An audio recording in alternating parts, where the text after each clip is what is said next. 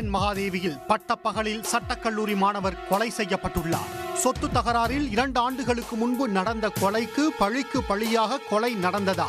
நெல்லை மாவட்டம் சேரன் மாதேவி கீழ நடுத்தெருவைச் சேர்ந்தவர் 22 வயது மணிகண்டன். சென்னையில் தனியார் சட்டக்கல்லூரியில் 3ஆம் ஆண்டு பயின்று வந்தார். கடந்த 2 தினங்களுக்கு முன்னர் விடுமுறைக்காக ஊருக்கு சென்றவர் நேற்று காலை வீட்டிலிருந்து பைக்கில் அருகிலுள்ள வயலுக்கு சென்றுள்ளார். பின்னர் வயலிலிருந்து வீடு திரும்பிய மணிகண்டனை கமிட்டி நடுநிலைப் பள்ளி அருகில் வைத்து சேரன் மாதேவி லால் பகதூர் சாஸ்திரி தெருவைச் சேர்ந்த 46 வயது மாயாண்டி என்பவர் கத்தியால் சரமாரியாக குத்தியுள்ளார்.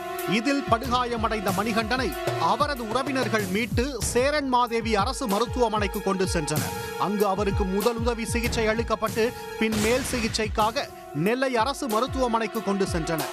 அங்கு சிகிச்சை பலனின்றி நேற்று மாலை மணிகண்டன் உயிரிழந்தார். இதுகுறித்து சேரன் மாதேவி போலீசார் வழக்கு பதிவு செய்து விசாரணை மேற்கொண்டனர். போலீசாரின் முதற்கட்ட விசாரணையில் 2 வருடங்களுக்கு முன்பு விகேபுரம் அருகே உள்ள கோடாரங்குளத்தில் சொத்து தகராறு காரணமாக 25 வயது சிவராமன் என்ற இளைஞர் வெட்டி கொலை செய்யப்பட்டார்.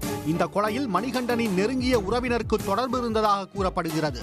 இதனால் மணிகண்டனை சிவராமனின் உறவினரான சேரன் மாதேவியைச் சேர்ந்த மாயாண்டி கொலை செய்ததாக கூறப்படுகிறது. சிவராமன் கொலையில் மணிகண்டனுக்கு நேரடியாக தொடர்பு இல்லை என கூறப்படும் நிலையில் அவரை கொலை செய்ததற்கு வேறு ஏதேனும் காரணம் உள்ளதா என போலீசார் விசாரணை நடத்தி வருகின்றனர். பட்டப்பகலில் சட்டக்கல்லூரி மாணவர் கொலை செய்யப்பட்ட சம்பவத்தால் சேரன் மாதேவி பகுதியில் பதற்றம் நிலவுகிறது. இதனால் பலத்த போலீஸ் பாதுகாப்பு போடப்பட்டுள்ளது. உடனுக்குடன் செய்திகளை தெரிந்து கொள்ள சன் நியூஸ் பெல் ஐகானை கிளிக் பண்ணுங்க.